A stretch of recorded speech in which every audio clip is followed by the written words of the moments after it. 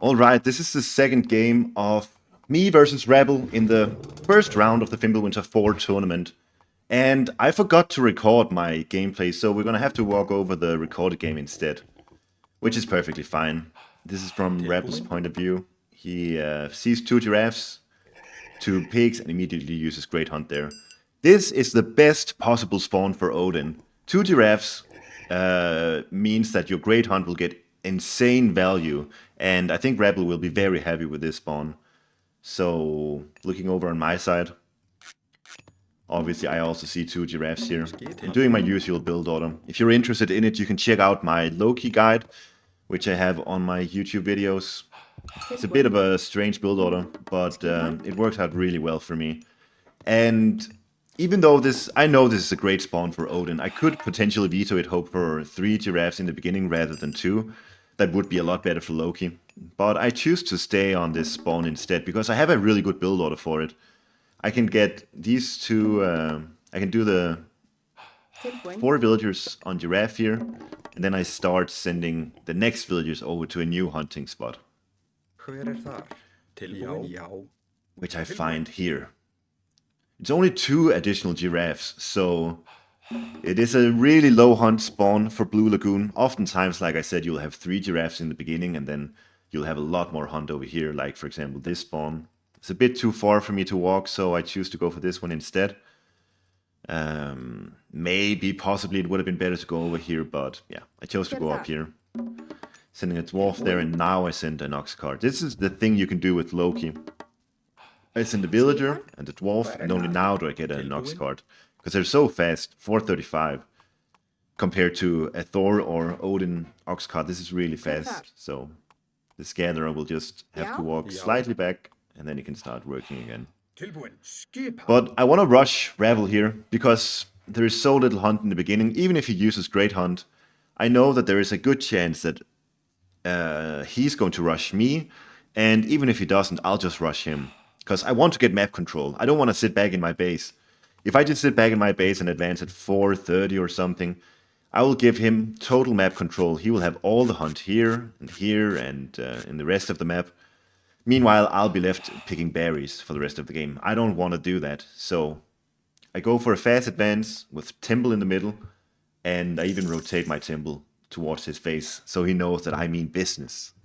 Very important to do that. I'm just kidding.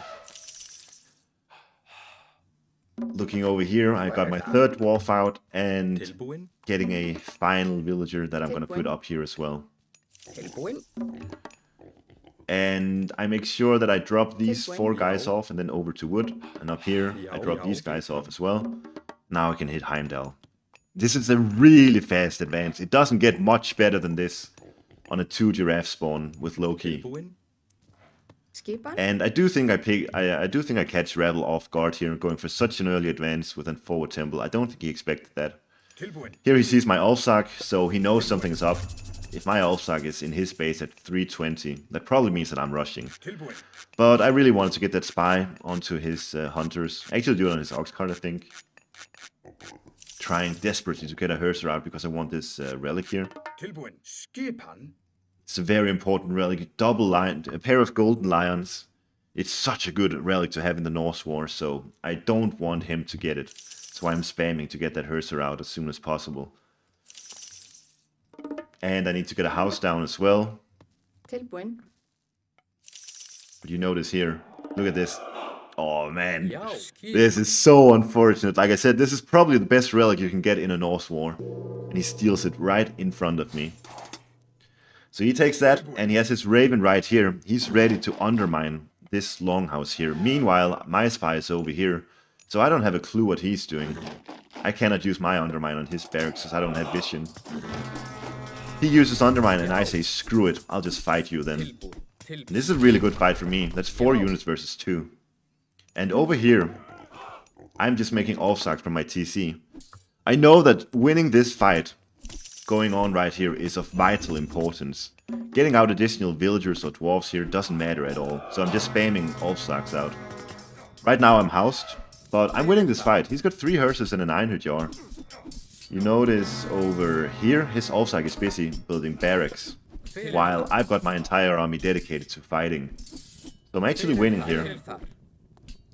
And over here, I'm building a house in a longhouse. It's going really slowly, but it's getting there. But I'm winning this fight really hard because I've got the superior numbers. He's busy building instead.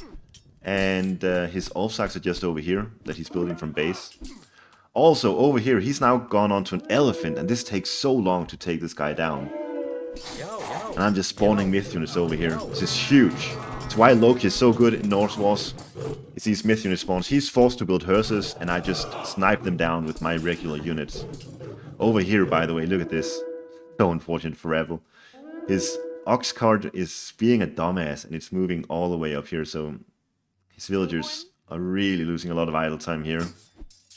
Meanwhile, I'm just winning small fights over here. If I can have my hearses fighting Olfsaks, it's really, really good for me. So I know I'm in a great spot here. And whenever you can, just snipe down the houses. Don't care too much about the long houses, just take down the houses first and foremost.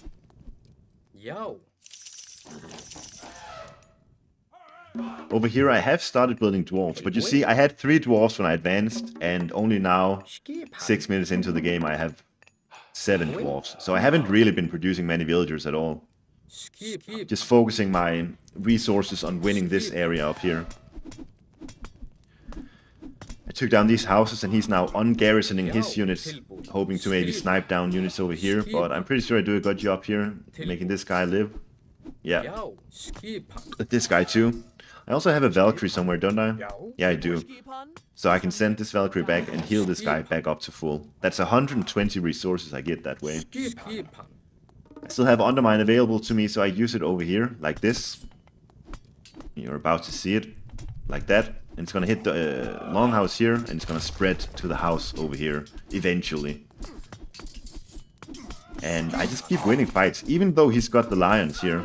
I just got this, I have the superior units. My hearses are better than his, and my myth unit spawns are huge. And they're really aiding me in winning the fights.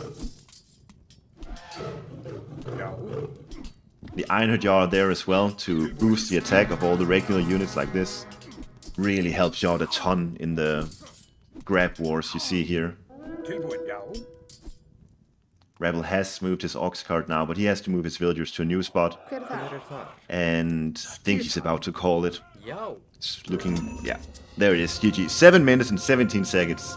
Very, very short Norse War here. But Norse Wars often go this way when both players are building temples in the middle. So just things to take note of here is don't produce villagers in the beginning, rather get Olfsaks out instead. And make sure that you get your barracks up. So instead of trying to get your barracks up over here where my temple is, just build Olfsaks at home and get your houses, your long houses up here. You notice Rapl actually didn't build houses back at home, which allowed me to snipe down houses here and over here. And that really gave me a bit of an advantage too. I built all of my houses at home, which meant he could not snipe down houses. So it's just another reason why I won this game. Anyways, I win the first round of Fimbulwinter4. Next round, I go versus Count, von Count, who's a really strong opponent. Great Norse player. And I'm gonna upload all of my Fimbulwinter games here on YouTube, so I hope you check them out. Peace, yo!